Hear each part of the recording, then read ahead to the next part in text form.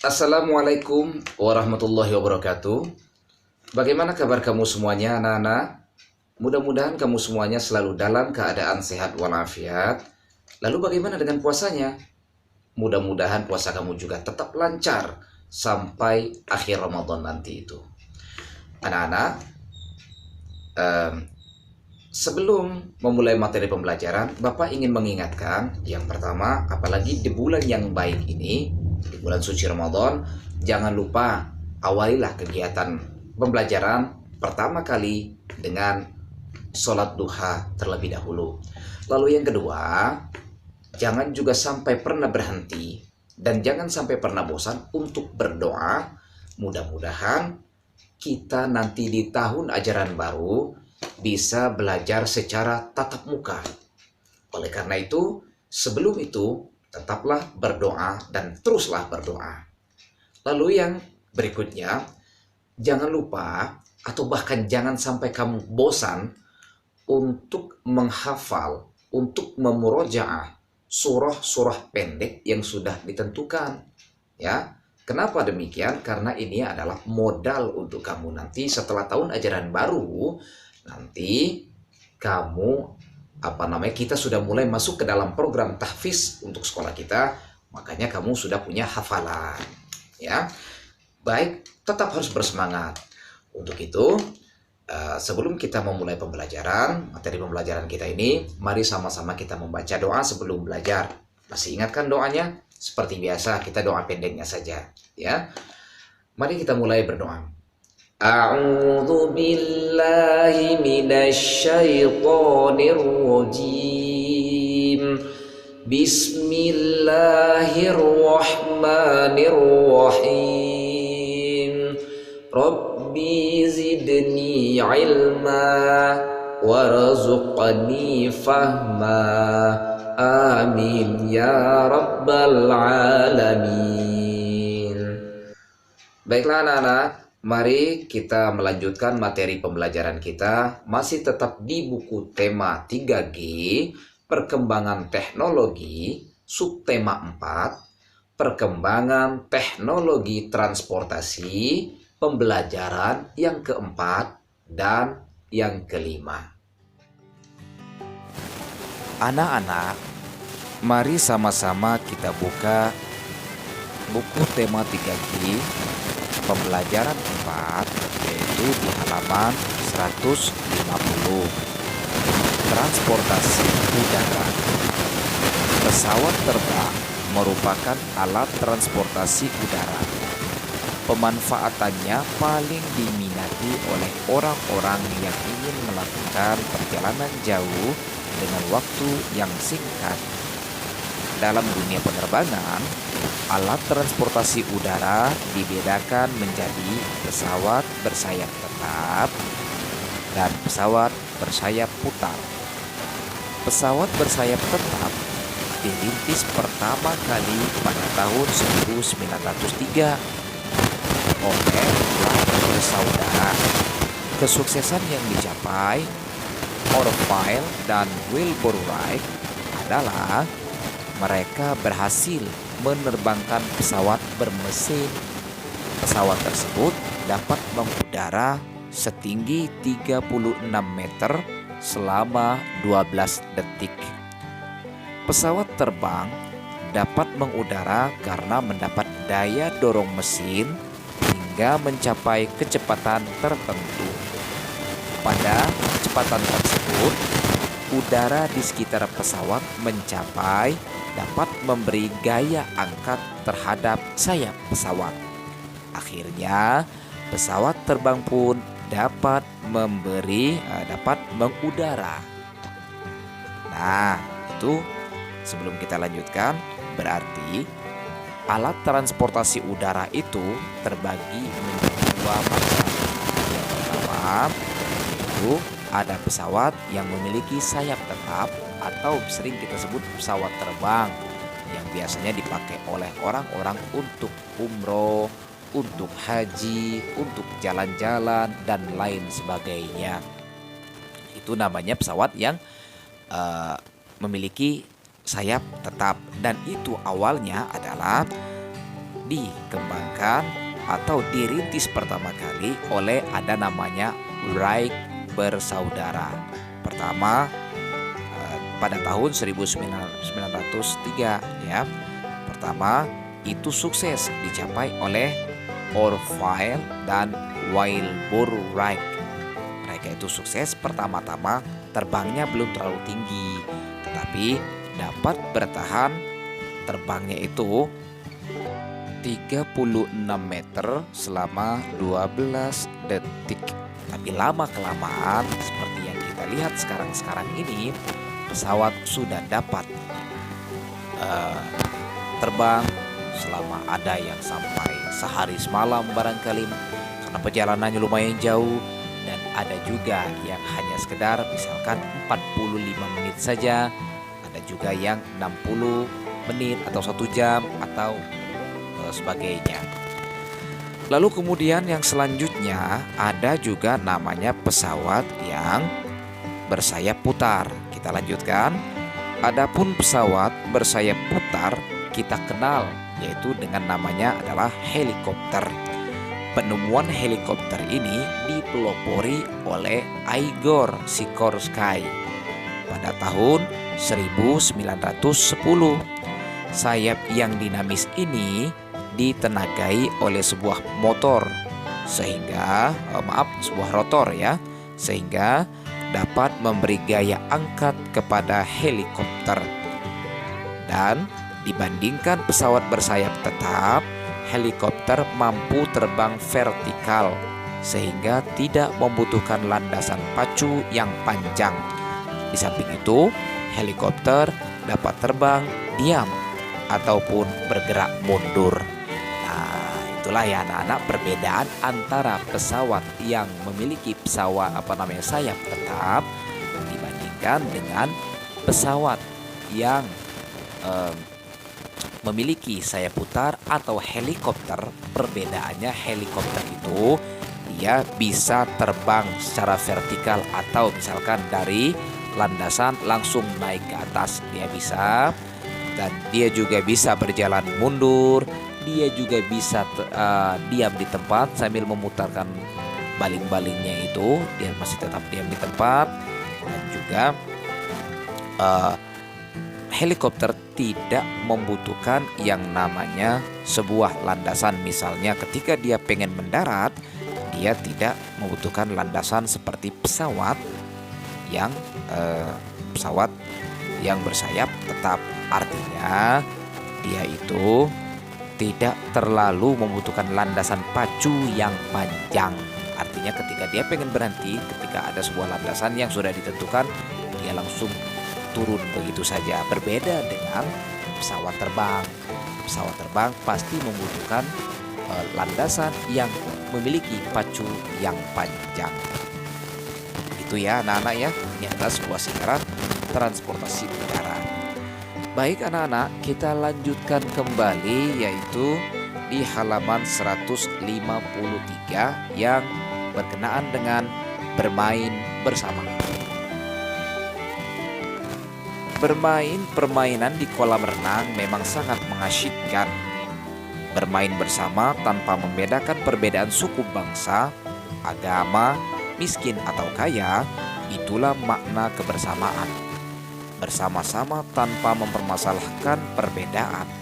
Semua saling menghargai dan menghormati perbedaan yang ada.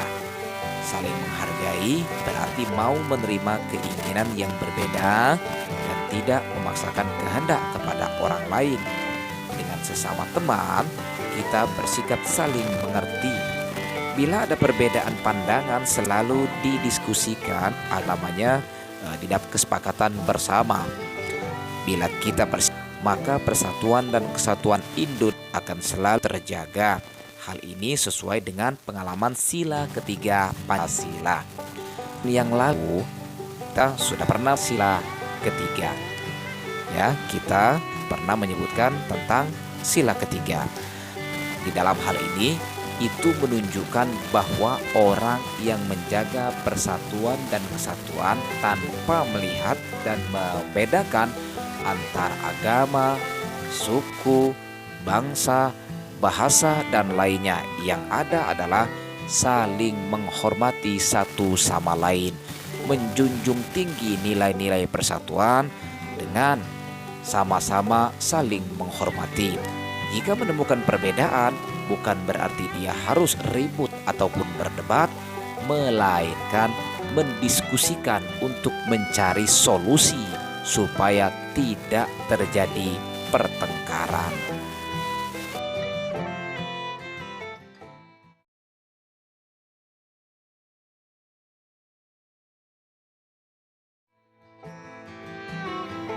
Anak-anak, di pembelajaran 5, yaitu halaman 155 tentang alat transportasi umum, tentu masih ada kaitannya dengan kemajuan teknologi transportasi.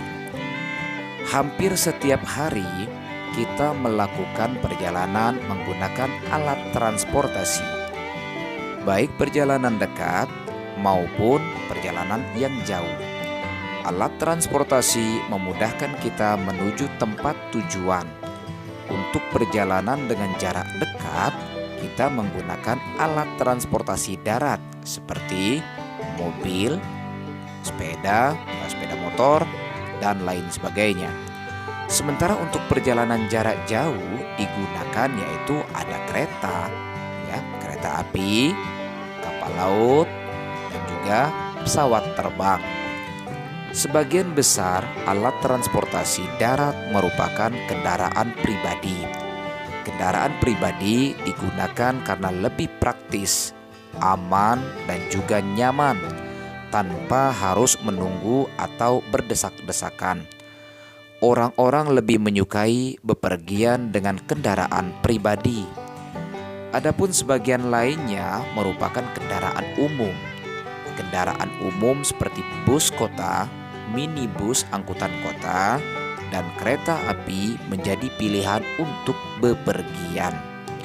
Namun, semakin banyak kendaraan di jalan raya akan mengakibatkan kemacetan. Pada pagi dan sore hari, jalan dipenuhi dengan kendaraan. Akibatnya, terjadi antrean panjang di jalan. Antrean ini diperparah dengan perilaku berlalu lintas yang buruk. Demi cepat sampai di tujuan, pengendara seringkali melintas badan jalan yang bukan jalurnya. Akibatnya, lalu lintas jalan raya bertambah semeraut. Kemacetan yang terjadi mengakibatkan polusi udara yang tinggi. Saat terjadi kemacetan, seluruh kendaraan berhenti dengan mesin yang menyala. Gas buangan kendaraan membuat udara semakin kotor. Polusi dari gas buangan kendaraan dapat menyebabkan berbagai gangguan kesehatan seperti iritasi mata, batuk, kelelahan, sakit jantung, bahkan kematian mendadak. Saat di alat transportasi atau kendaraan umum, kita semua bersama dengan orang-orang lain. Tujuan seluruh penumpang pun berlainan. Hanya arah perjalanannya saja yang mungkin sama. Berulang kali, kendaraan umum berhenti untuk menaikkan dan menurunkan penumpang. Lalu keadaan ini mungkin menghambat perjalanan kita. Namun, kita harus dapat bersikap tenggang rasa. Hendaknya kita mau bersabar karena hal tersebut. Kita tentu ingin cepat sampai di tujuan. Begitu pula dengan penumpang lain. Semua penumpang memiliki hak yang sama untuk diantar menuju ke tempat tujuannya. Kita harus saling menghormati hak tersebut demi kelancaran perjalanan kita bersama-sama. Berarti tentang transportasi umum ini, seperti yang kita tahu, banyak transportasi umum dari awalnya dulu, dari zaman dahulu. Pertama ada yang namanya becak, lalu kemudian ada yang namanya bemo, dan kemudian ada juga yang namanya angkot seperti sekarang ini masih ada beberapa, dan itu adalah yang sarana yang dipakai oleh para masyarakat pada waktu itu. Namun Oleh karena masyarakat sekarang ini sudah alhamdulillah maju dan berkembang, malas untuk berdesak-desakan di angkot, tidak mau berpanas-panasan di dalam angkot, maka kebanyakan orang yang telah banyak memakai kendaraan pribadi, sehingga banyak kendaraan di jalan-jalan membuat macet di mana-mana seperti yang kita tahu, dan itu pun banyak dampak negatif yang dapat kita rasakan hasil daripada pembuangan gas mobil yang sedang berhenti tapi mesinnya menyala, sehingga menyebabkan ada yang namanya iritasi mata, ada namanya sehingga menyebabkan juga batuk, kelelahan, sakit jantung, bahkan bagi orang yang sudah memiliki penyakit sebelumnya menghirup udara kotor seperti itu menyebabkan kematian secara mendadak. Nah, cuma walaupun demikian ya anak-anak, tetap berkenaan dengan angkutan umum tadi itu mungkin memiliki tujuan yang sama, tetapi tujuan yang berbeda, maksud Bapak, tetapi arah jalan yang sama, maka di situ pasti memiliki hak dan kewajiban yang sama pula. Akan tetapi dengan tujuan yang berbeda, kita mesti tetap untuk saling bertenggang, memiliki rasa tenggang rasa, ataupun tetap saling menghormati satu sama lain. Yang tentu kita juga mesti sama-sama saling menghormati dengan memiliki haknya yang sama untuk menikmati fasilitas umum. Baiklah anak-anak, sekarang kita lanjutkan materi tentang matematika, yaitu berkenaan dengan rumus segitiga sama sisi. Silakan simak penjelasan video berikut ini. Anak-anak, pada pertemuan yang lalu kita sudah membahas tentang rumus yang pertama adalah rumus persegi panjang, lalu kemudian yang kedua rumus persegi empat. Nah, sekarang kita akan membahas rumus yaitu segitiga sama sisi. Coba perhatikan dulu gambar segitiga sama sisi berikut ini. Ada sisi-sisinya, yang pertama adalah A, B, dan C. Jadi sisi-sisinya ada 3 berarti ya, AB, BC, dan CA. Nah, jadi keterangannya segitiga di samping ini memiliki 3 sisi, yaitu sisi yang pertama tadi AB, sisi yang kedua yaitu BC, sementara sisi yang ketiga yaitu C dan A. Jika dituliskan sebagai berikut ini, yaitu keliling segitiga di samping yaitu AB ditambah BC ditambah AC. Jadi sisi 1, ini sisi 1 ditambah sisi 2 ditambah sisi 3. Nah, jadi secara rumusannya adalah keliling segitiga itu jika dirumuskan sebagai berikut. Ini rumusnya. Berarti segitiga ya, keliling segitiga itu sama dengan sisi ditambah sisi ditambah sisi. Tinggal sisi pertama, sisi kedua, sisi ketiga itu kita hanya memasukkan angkanya saja. Nah, sekarang kita lihat contoh berikut ini. Yaitu yang pertama, kita anggap saja tadi itu ada A, B, dan C gitu ya. Sisi pertama AB ada 10. Sisi kedua BC juga ada 10. Sisi ketiga C dan A ada 8. Secara penyelesaiannya sebagai berikut, yaitu keliling sisi 1 ditambah sisi 2 ditambah sisi 3. Sisi 1 10 kita masukkan, ditambah sisi kedua 10, dan ditambah lagi sisi 3 yaitu 8. Tinggal kita jumlahkan, 10 ditambah 10 adalah 20. 20 ditambah 8 yaitu 28 cm. Jadi hasilnya adalah keliling segitiga di atas ini adalah secara total 28 cm. Nah, adapun contoh soal yang kedua sama, yaitu segitiga juga kita lihat dan pasti menggunakan rumus yang sama.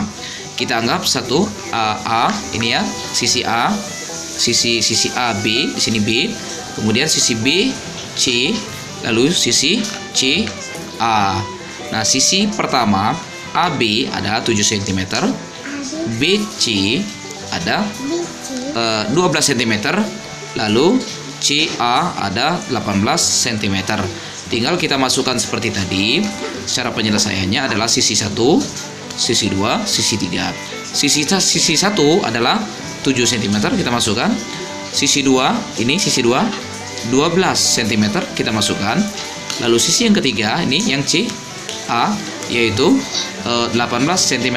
Tinggal kita jumlahkan. Nah, kalau sudah kita masukkan angkanya, kita jumlahkan 7 ditambah 12, hasilnya adalah 19. 19 ditambah 18 adalah 37. Dari mana? Nah, supaya kamu nggak bingung cara menghitungnya, nih Bapak tuliskan saja misalkan ya. Nih, 7 ditambah 12 ya adalah 19. Nih di sini 19. Lalu kemudian di sini tadi ada 18, tinggal 7 tambah 2 sama dengan 19, tinggal ditambah 18. Cara menghitungnya adalah menghitung ke bawah seperti ini ya, biar nggak salah. Tinggal kita jumlahkan. 9 ditambah 8 berapa? 17 gitu ya. 7 kita tulis, 1 kita taruh di atas. Tinggal kita jumlahkan. 1 tambah 1 sama dengan 2, 2 tambah 1 sama dengan 3, berarti 37. Nah, inilah hasilnya. Ya, inilah hasilnya. Berarti keliling segitiga yang ada di contoh nomor 2 itu adalah 37 cm. Jadi, mana ya? Jadi keliling segitiga di atas adalah 37 cm. Nah, demikianlah materi pembelajaran kita pada pagi hari ini. Adapun tugas untuk kamu hari ini yaitu di halaman 159 yang bagian A dan bagian B menggunakan rumus segitiga sama sisi, yaitu sisi tambah sisi tambah sisi. Selamat mengerjakan dan tetap bersemangat. Terima kasih anak-anak. Mohon maaf atas segala kekurangan Bapak. Assalamualaikum warahmatullahi wabarakatuh.